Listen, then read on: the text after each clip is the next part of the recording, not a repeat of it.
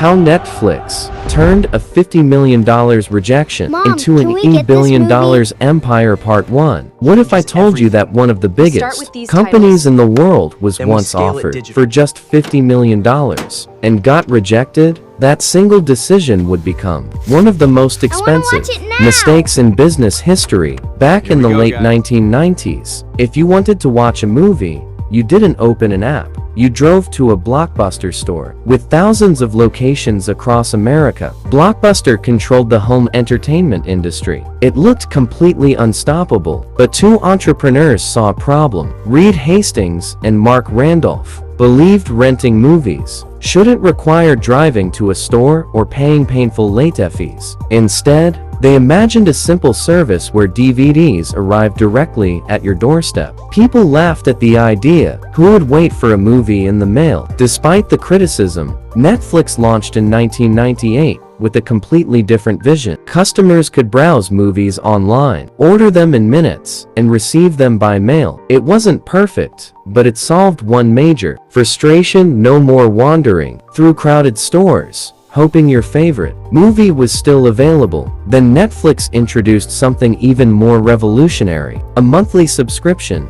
Instead of paying for every rental, customers could watch as many movies as they wanted without worrying about late fees. Meanwhile, Blockbuster continued making millions from those very late fees. Netflix was still tiny. Money was running out. The founders realized they couldn't compete with Blockbuster forever, so they made a bold decision. In the year 2000, Reed Hastings met Blockbuster executives with an unbelievable proposal: buy Netflix. The asking price? Just $50 million. For a company that dominated the entire rental market, it sounded like an easy deal, but the meeting didn't go as planned. According to multiple accounts, Blockbuster executives rejected the offer and reportedly didn't see Netflix as a serious threat. To them, Netflix looked like a small mail-order business that would never challenge thousands of physical stores. They walked away. What happened next would completely change the entertainment industry forever. Blockbuster thought it had already won, but while they kept opening more stores, Netflix kept improving its technology. Then came the biggest turning point.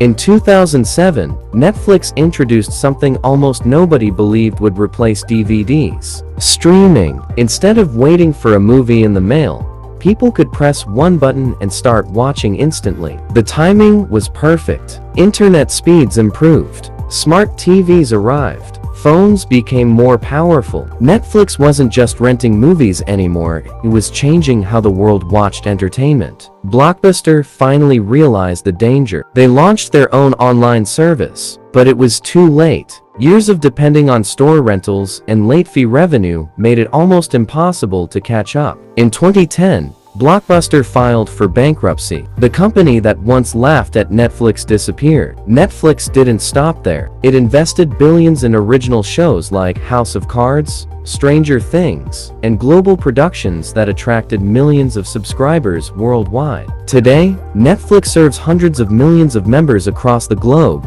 and has become one of the biggest entertainment companies in history, worth tens of billions of dollars, all because of one decision: a $50 million offer that was rejected. The lesson? Never underestimate a small company solving a real customer problem. Technology changes, markets change, but businesses that refuse to adapt often disappear. That's how a tiny startup transformed a rejection into one of the greatest business success stories ever told. If you enjoy powerful business stories like this, subscribe for more.